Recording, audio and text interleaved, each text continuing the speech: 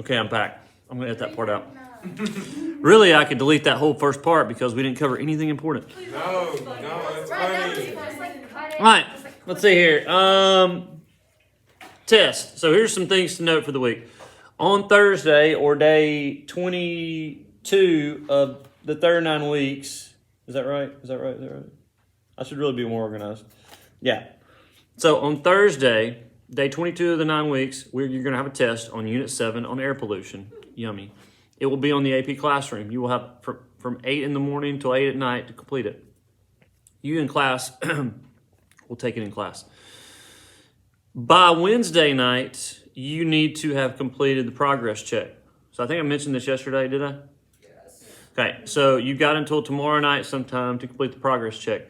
Once you're through with the progress check, if you'll give yourself about 15 or 20 minutes and go back in, you should be able to see your grade. You should be able to go in and see the ones that you missed. And you should be able to kind of work back through those.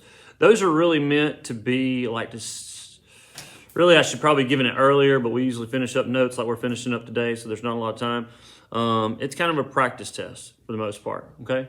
As long as you just try on that, you should get full credit, okay? And some other things to consider. And then that means on day 23, Friday, you guys need to have your Unit 8 notes, okay? We've got 2 more units. We've got water and land pollution, and then we've got like climate change, call it like global issues or something. Other things to remember. Your solar oven project is due on February 26th. I know none of you in here have actually started on this. One person, Carly, already borrowed a thermometer and completed her test at home. So you've got to make the solar oven, you've got to come up with an experiment, and you've got to test it. You got to take pictures. You're going to share that on the discussion page on February 26th. So do not wait till the last week to do that. It's a 100-point grade. It should be an easy 100-point grade. I mean, I know it'll take you a little while to make the solar oven, but cardboard, aluminum foil, maybe a little insulation or a piece of saran wrap. It's not that difficult. My kid made one out of a Domino's box. So anyway, if you need a thermometer and don't have one that you think will work, you can just let me know and you can borrow one. The last thing before we get started, baby chickens. I've talked with our administration and they have said it's okay for you guys to take baby chickens that we hatch at home. You probably, I would say maybe 2 or 3. Here's 2 requirements though, in order for that to happen when we hatch them out soon. Because we're going to have to start incubating pretty soon because it takes them 3 weeks to hatch out.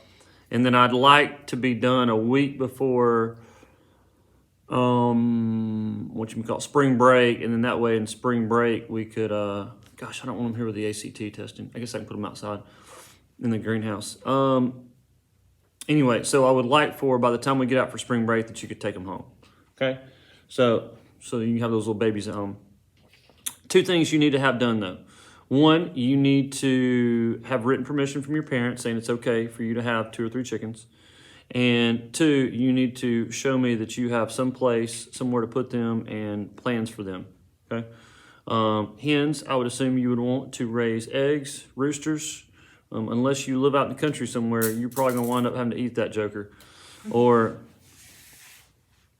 getting someone else to help you process and eat it, which I'm sure we can work out. But you probably won't know that till a few months in. So these are things that you need to consider.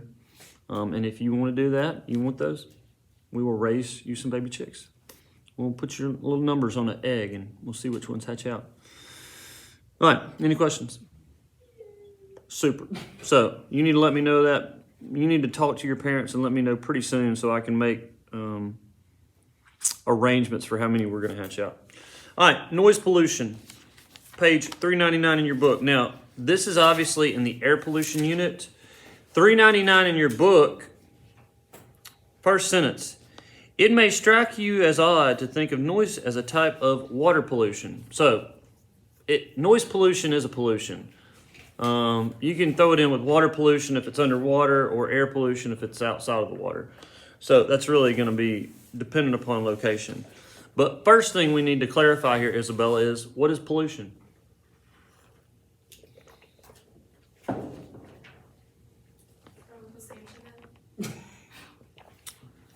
Do what? Was I supposed to answer that? I said your name. Oh. I know there's 4 other Isabellas, but they're not in this class. Pollution is bad stuff. That's too vague and generalized. Lamar, what's pollution? Who's Lamar? I'm trying to hide your name here and code it so nobody knows who you are. Answer tomorrow. I was like, what? Reagan, Uh, what is pollution? I hope you people at home are doing better on this than they are. Bad stuff in the environment that you don't want there. Bad stuff that you don't want there. That's too bad. So Harmful pollution to the is environment. harmful substances in the environment. There we go. Bad stuff is like 2 3rd grade. I need something more substantial. Bad. So harmful substances in the environment, which could be chemicals, it could be harmful types of rain, or in this case, it could be noise. Noise. Can noise hurt you? Yes, it can. Sticks and stones may break your bones, but words will never. No, that's not true. Definitely. Words can definitely hurt. Sometimes words hurt more than sticks and stones. Am I right, Jacayla? Love hurts. What happened to not trying to say their names? Say my name, say my name. You said he was gonna say full names. Yeah. All right, number 37. Noise pollution is sound at levels high enough to cause physiological stress. Now, what is physiological mean? With your mind. No. Psychological. Oh. No. Physical. Body. Yada yada. Don't say yada yada. We're not doing some dance. This isn't a TikTok video we're making here, people. I know what he was trying to do there. I'm not going to do that dance at school. All right. At school. Noise pollution is sound at high levels enough to cause physiological stress and hearing loss. So some of you may have taken anatomy. Has anybody had anatomy in here? No. All right. What's the other name for that course? Anatomy and Physiology. physiology. How did the people who didn't take it know the name for it? But the ones that didn't know the name for it. That's disturbing. She didn't tell me. So anatomy is the structures, physical structures. Physiology is the Body. what's the function, how they function, how they work. Oh. So anatomy is the actual physical structures. The physiology is how they work. So physiological stress is something that's putting stress or making it difficult for some body system on how it works. Okay.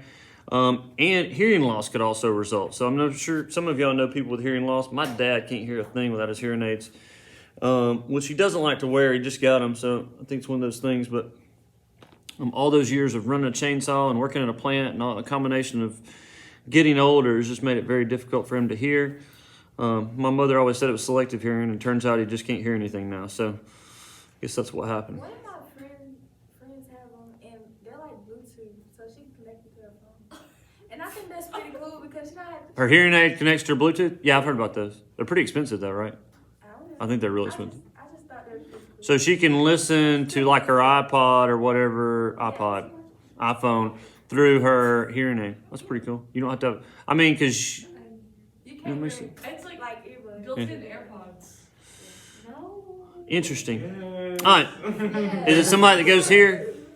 Yeah. That's, Yeah. yeah, I know who it is. Okay. All right. Sources of noise pollution in urban areas. What's urban mean? Cities. Okay, so obviously there's more noise in the city, except for all those rednecks shooting those guns out in the country and those trucks that they take all the pipes off of to pollute the environment because they sound loud. I mean, what are the, you know, when I hear people who have these very loud vehicles or they ride around playing their loud country music or gangster rap or whatever, opera, whatever it is they like to blare on there, like all I can think of is your mommy and daddy didn't give you enough attention and you're just trying to get attention from everybody else. But not everybody wants to hear your loud vehicle polluting all my noise. And if he offended you, then that's good. Shoot.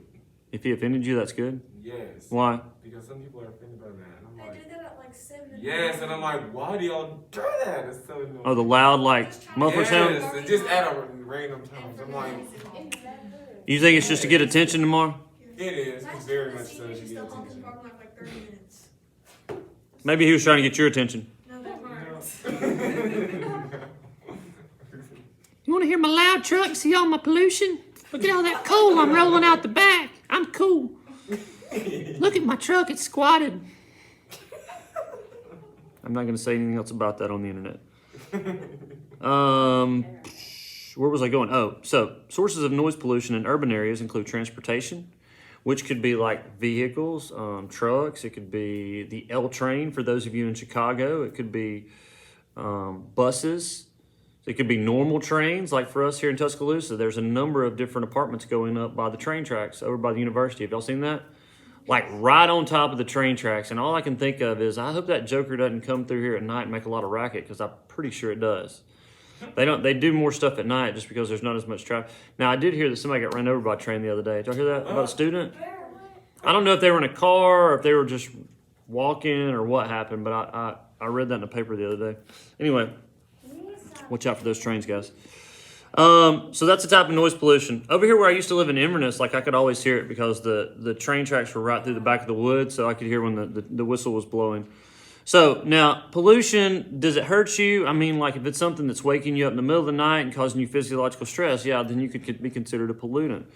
So that is something to consider. It may be noise pollutant if it's stressing you out and making it difficult for you to sleep. It could be, somebody like partying next to you in the apartment upstairs or downstairs or beside you. Right, DeMar?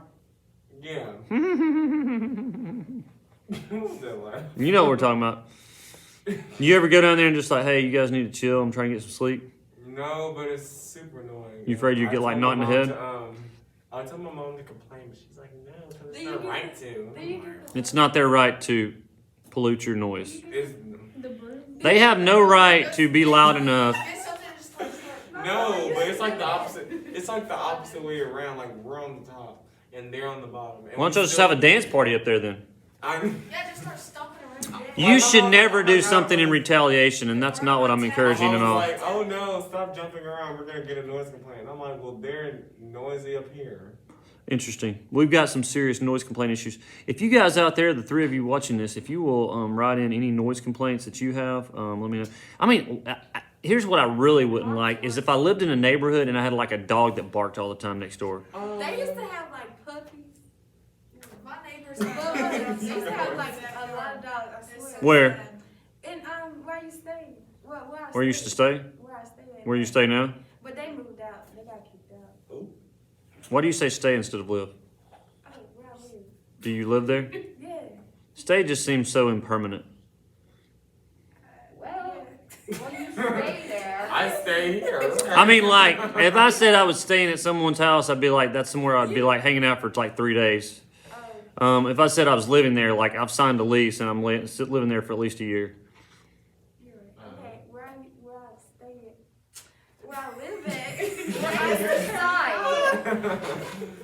Alrighty then. My place of residence. Yeah. Where I stay. We're all just passing through Anthony, so I guess that's okay. Construction. Some of y'all may be in some of these like garden homes around here where they're constantly building homes next door. Domestic activities like we talked about with DeMar and the people who are partying downstairs from him. It could be domestic activities like I don't know. I think partying is the main one that messes people up. I was probably Smoking count. that's an air pollutant. Yes, that's not really a noise complaint though. If the smoke, Wait, this is noise. yeah, he's still caught up on the other one.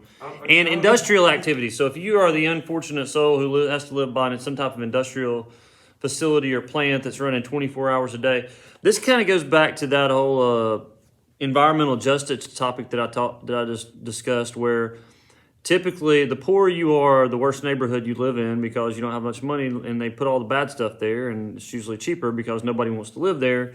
And so, some people are naturally at a disadvantage because of where they grew up. Maybe they grew up next to a power plant or a recycling facility, something where it's loud, it's hard to get enough sleep, it's hard to get rest, maybe it's smelly because of all the pollutants. And so these are things that some people have to deal with that others do not. So count yourself fortunate if you live in a normal home, there's not a dog barking next door acting crazy, and not even weird smells making you pass out.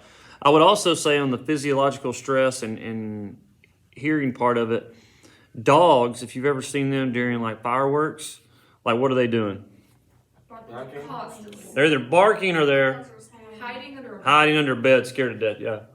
Because we're causing them the physiological stress. I used to be That's scared right. of firecrackers. It was funny. You used to be scared of firecrackers? Yeah, it's like every 4th of July, I would stay in the house.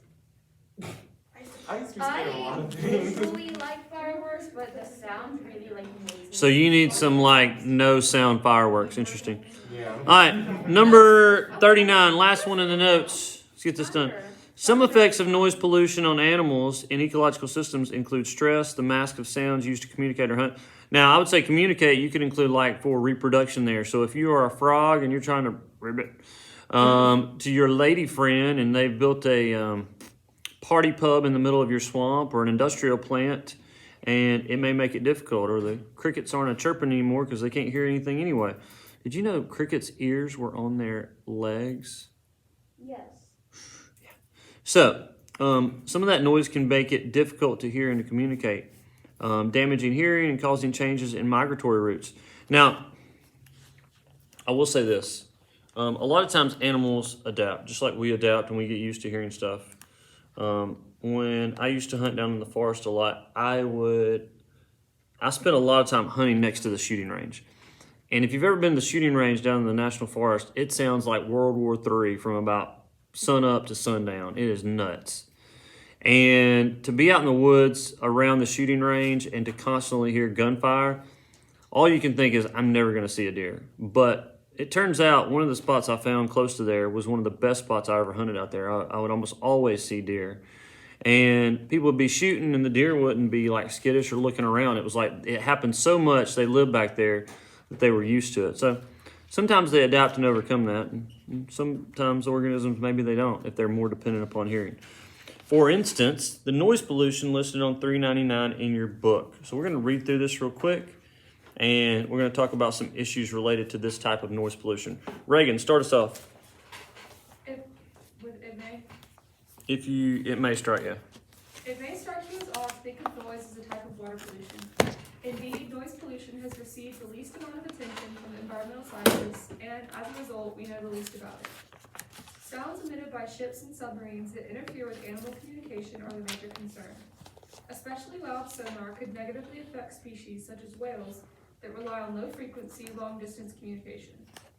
Several instances of beached whales in the Bahamas, the Canary Islands, and the Gulf of California have been connected to the use of military sonar and loud underwater air guns. Okay, so and it goes on to say that federal judge in 2003 basically rejected the U.S. Navy's request to install a bunch of sonar facilities to look out for submarines. And then in 2008, it basically said, Mr. President, you can override that if you want to. So there's still sonar in place if our high elected officials deemed it necessary. And if you think about it from a military perspective, like, we had submarines off the coast of the U.S. in World War II, so there's no telling who's out running around in the ocean off the coast of California, or I think we actually had some Japanese submarines that came all the way to California too, or right off the California coast. So there are worries because of that. But the environmental concern is when you're blasting that loud sonar and you've got animals with very sensitive hearing, like whales, dolphins, that rely on that communication, then what do you think happens? Let's say you had really sensitive hearing and you started hearing loud noises. What would that do? It makes you freak out, and it causes you alarm signs. Okay, it could freak you out. It could cause you to be scared. It could also cause hearing damage. If you think about like dolphins rely on what to communicate or to interact with the world around them? Echolocation. So they're sending out series of clicks, and as it bounces back, they can, even in like the dark, they can determine like what's in the water around them, like how big it is. Probably like, I'm sure they know different types of fish and or animals, and they're able to determine that. It's almost like they've got their own sonar, just like when we look in a pregnant woman's belly. Maybe it's even better than that. And so when you send out very, very loud sonar from these naval ships, then what you're doing is basically that sound is like, just imagine like the most blaring sound. And so one time, I don't know how many times they've done this type of research, but they looked inside some of the dolphins' brains that were like beached up on shore. Just imagine you're a dolphin, DeMar, and you know if you're going to go up on the shore, you're going to die. Why would you go up on the shore and die? It doesn't make a lot of sense, does it? No. Dolphins are pretty smart. Well, things don't usually just die just to die Yeah. in the wild. So they cut open their brains, and here's what they found. They found that there was a lot of hemorrhaging in their brains. So they were bleeding. And so basically what the inference was is that there was some loud sonar going on. It was so loud it caused them to hemorrhage, and they were basically just trying to get out of the water because it was so bad. So that's something for us to consider as we're making these policies and how we're using this technology. Okay, so that's, I guess you would technically call that water pollution, but it's definitely a type of noise pollution. Okay, all right, we are finished with Unit 7 notes. You guys take care.